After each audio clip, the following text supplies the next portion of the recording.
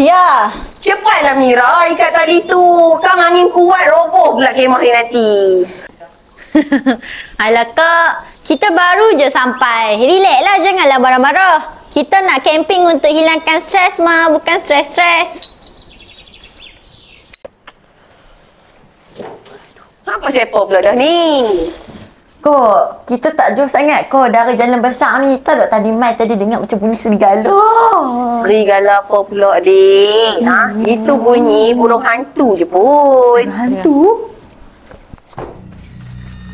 Atau kan, hantu bunyi hantu hutan apa? Mira kau ni apa kalah lah tidur malam ni? Akhirnya siap juga. Kan best camping macam ni. Jauh daripada kerja sekolah, jauh daripada telefon bimbit. Dan dekat dengan makanan. Tapi, kalau betul-betul ada benda pelik macam mana? Kalau ada, kita jeritlah sama-sama. Tapi sebelum tu, kita takat ramak dulu. Ish, kamu ni tak serik-serik ya.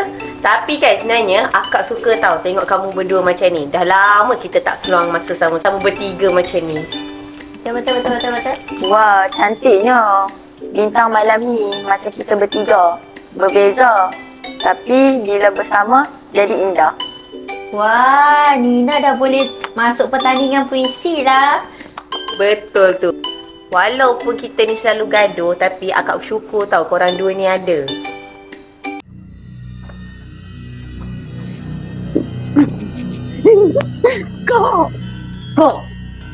Kok bangun.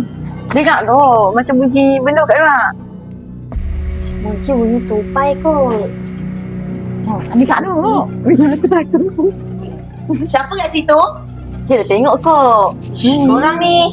Jomlah kita pergi tengok sekali. Mira, aku bangun. Mira, aku bangun. Mira. Siapa tu?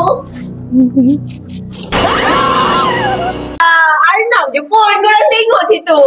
Aduh, korang ni. Arnab je pun tu. Hai, anak pun boleh buat kita menjerit.